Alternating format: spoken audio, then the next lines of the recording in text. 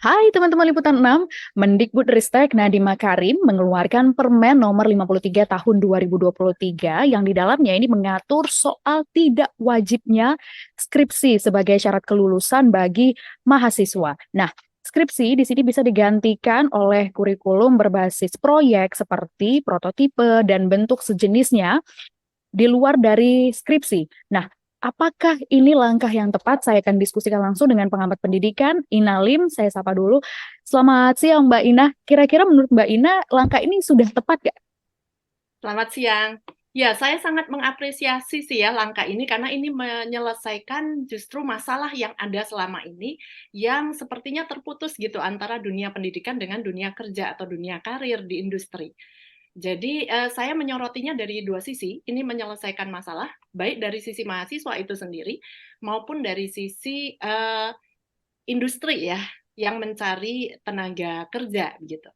Dari sisi mahasiswa itu sendiri, profil anak kan tidak semua sama ya. Ada tipe konseptor, ada tipe doer gitu, ada tipe praktisi, tapi ada juga yang memang tipe lebih abstrak gitu, lebih konsep. Dan ini menjawab kebutuhan. Karena kalau kita di dunia pendidikan itu nggak bisa one size fits all ya. Jadi kalau ibarat di hutan pertandingannya semua lomba lari, ya jelas yang menang mungkin cita terus gitu ya. Sedangkan yang keahliannya manjat mungkin nggak pernah menang karena perlombaannya sama. Ibarat seperti itu. Di dunia industri, divisinya kan banyak ya. Kita butuh tenaga kerja di banyak divisi, banyak bidang. Tidak hanya R&D, Research and Development, yang mungkin kita butuh anak-anak tipe konseptor yang jago meneliti. Tapi di pabrik misalnya, kita butuh anak-anak itu yang efisien, yang jago ngatur waktu. Nah, anak-anak seperti ini kan mungkin tidak terdeteksi dengan adanya skripsi ya. Apakah nilainya dia bagus apa enggak dalam hal menciptakan efisiensi kerja atau ngatur waktu pengiriman barang misalnya untuk logistik begitu ya. Jadi saya sangat mengapresiasi karena ini menjawab permasalahan yang ada selama ini, Mbak. Oke, baik Mbak Ina. Jadi menurut Mbak Ina, arah kebijakannya Nadiem Makarim ini kemana ini? Untuk memenuhi yang selama ini gap ya yang ada di industri yang saling menyalahkan. Jadi pihak industri menyalahkan dunia pendidikan ini tidak menyiapkan cukup tenaga kerja yang mumpuni. Sementara pihak universitas juga balik menyalahkan industri, tidak menyediakan lapangan pekerja yang cukup. Nah, ini yang terjadi di masyarakat. Kita sudah sering dengar kan ya di masyarakat itu, wah dia dulu nggak pinter sekolah, tapi kok malah sukses gitu ya. Atau Mhm. sebaliknya, dia dulu secara akademis di sekolah tuh jago, tapi ternyata kok nggak jadi apa-apa di dunia kerja. Atau ada yang bilang, kok cuma jadi dosen gitu ya. Nah ini yang menurut saya dengan adanya kebijakan ini akan menyelesaikan banyak hal. Tapi tantangannya, nah pasti banyak tantangan, khususnya dari pihak perguruan tinggi itu sendiri. Karena saya ahli profiling, saya certified, dan kalau saya melihat profil, memang Mhm. para dosen ini kan sebagian besar konseptor. Oleh sebab itu mereka tidak praktik di industri. Karena Oke. memang profil mereka bukan praktisi, bukan doer gitu ya. Sehingga karena saya konseptor, saya menganggap mahasiswa saya semua juga harus idealnya dievaluasi seperti saya. Nah, ini yang jadi masalah selama ini ya. Padahal kan di industri kita juga butuh anak-anak yang mungkin mau mendirikan komunitas seperti Pandawara, yang bisa menyelesaikan masalah sungai yang kotor gitu ya. Kalau dievaluasi dengan cara skripsi kan kurang kurang tepat. Kita juga butuh Mhm. anak-anak yang bikin startup misalnya, sehingga mereka bisa mencetak lapangan pekerjaan seperti anak-anak muda seperti Ivi Sri yang mendapatkan pendanaan 1,3 triliun gitu. Yang profilnya mungkin bukan penulis skripsi yang nilainya A, tapi melalui project gitu ya. Oke, Begitu. baik. Kalau menurut Mbak Ina, sebetulnya apa sih plus minus dari kebijakannya Nadiem Makarim ini? Ya, sebetulnya menurut saya lebih banyak plusnya karena justru selama ini yang kita Mhm. nantikan gitu ya kalau di dunia kerja. Jadi juga bisa menurut saya dari sisi mahasiswa sendiri akan senang gitu ya karena profil masing-masing anak beda-beda. Tiap jurusan itu juga beda-beda. Bagi yang mengambil misalnya bioteknologi itu memang arahnya ke penelitian, memang research gitu.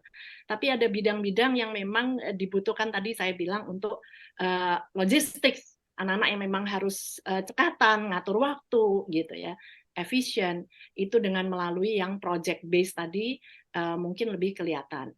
Kita juga di Oke. dunia kerja ada NGO organisasi yang butuh anak-anak yang take action, nggak cuman pandai merangkai kata di skripsi, penelitian, tapi aksi nyatanya nih di industri apa untuk menyelesaikan masalah sungai yang kotor misalnya. Ya, itu para doer.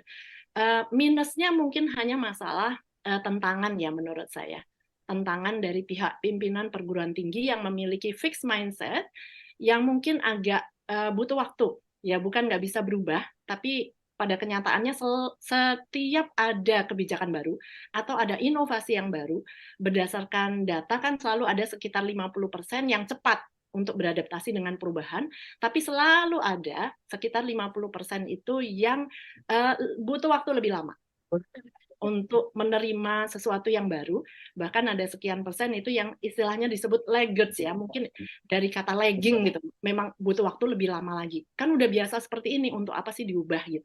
Dan ada komentar menarik, mungkin mereka takutnya itu nanti anak-anak tidak makin nggak suka baca gitu katanya. Nah, bagi berkomentar seperti ini sebetulnya mungkin kurang paham dengan project based learning ya.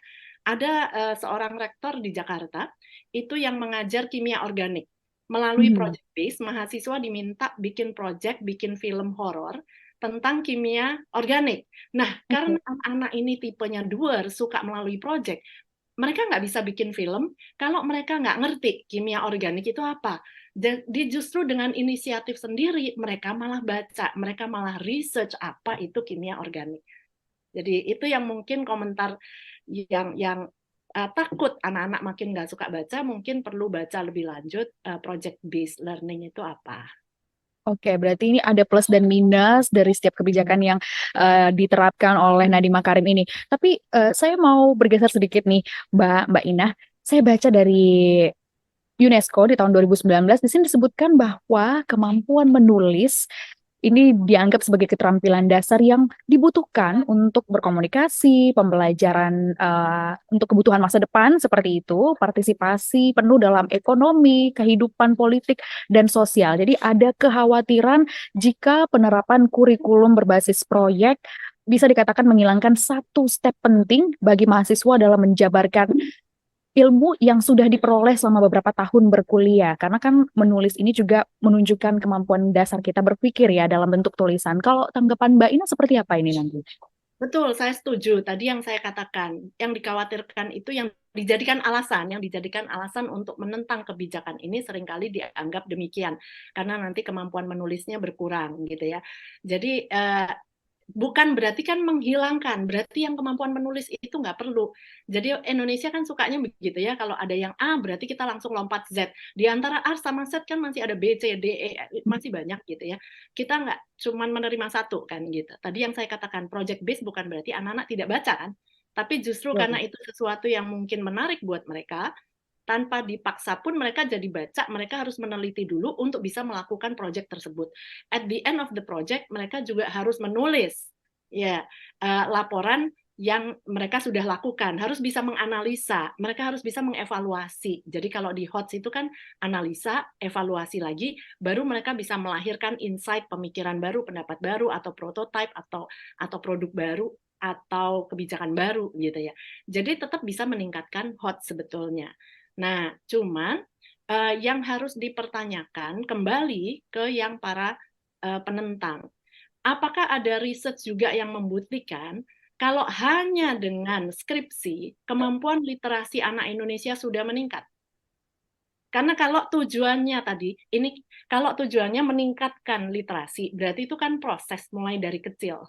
Bukan hanya waktu di perguruan tinggi, tahu-tahu hanya dengan skripsi literasi anak Indonesia meningkat. Gitu. Ini berkesinambungan ya dari kecil. Nah, oke. Bagaimana Mbak jika misalkan ada yang bertanya lagi, hanya dengan skripsi kemampuan anak bisa meningkat. Bagaimana jika skripsi sama sekali tidak ada? Nih, jadi sebetulnya solusi yang terbaik menurut Mbak Ina seperti apa? Apakah memang harus ada skripsi atau tidak? Karena saya kira di beberapa universitas ini bukan lagi barang baru ya Mbak Ina. Ada beberapa universitas yang tidak lagi menerapkan skripsi. Lalu seperti apa solusi yang menurut Mbak Ina terbaik? Jadi tengah. dari masalah Ya, ini? sebetulnya kebijakan ini merupakan solusi terbaik karena kan bukan Oke. berarti dihilangkan, tapi diserahkan pada pimpinan prodi, bidang studinya apa, apakah tadi yang saya katakan memang arahnya research bidang ini, dan di Mm-mm. industri memang perlu ya.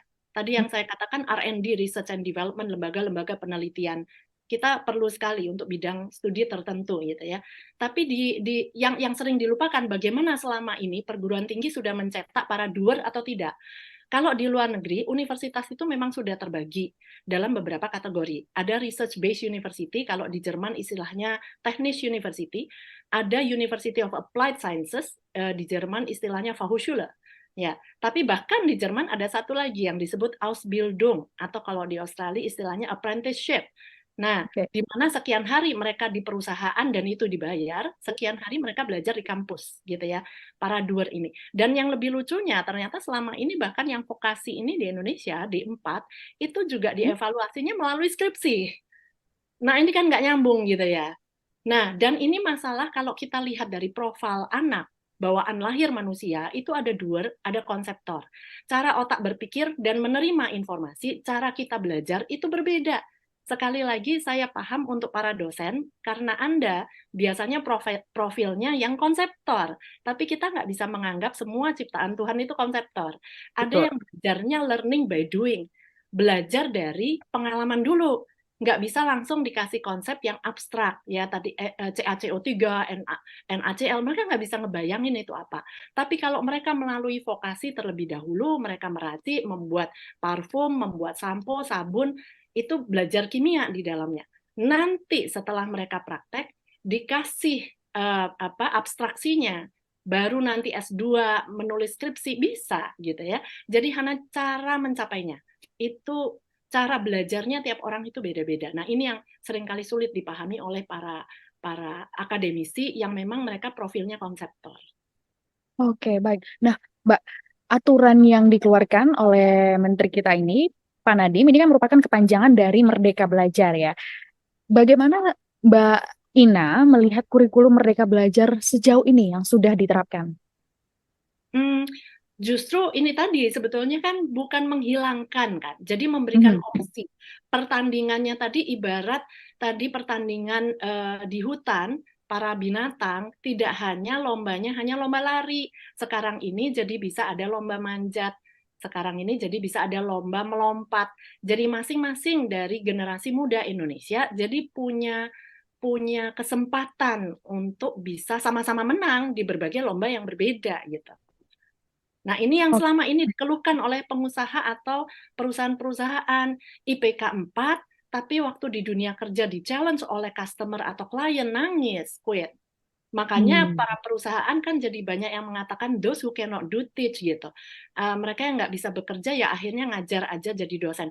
Nah, ini kan sebetulnya fenomena yang justru ditangani dengan adanya kurikulum Merdeka Belajar atau adanya kebijakan bahwa evaluasi di kampus tidak hanya satu macam, tapi bukan dihilangkan, tapi sekarang ditambah evaluasi yang lain. Oke, berarti kalau saya bisa menyimpulkan, jadi sebaiknya kita juga tetap menerapkan skripsi bagi beberapa proyek-proyek tertentu ya Mbak, ya mungkin bagi anak-anak yang mungkin bersifat konseptor seperti yang tadi Mbak Ina katakan, tapi beberapa jurusan ataupun universitas yang sifatnya applied seperti itu, mungkin bukan hanya penulisan skripsi tapi dalam bentuk project seperti itu ya Mbak Ina. Kalau saya tangkap dari pernyataan Mbak Ina. Dan itu memang kebijakannya tidak menghapus skripsi. Memang Oke. kebijakannya seperti itu, memberikan lebih banyak pilihan. Sekali lagi, kesimpulannya pendidikan itu tidak bisa one size fits all.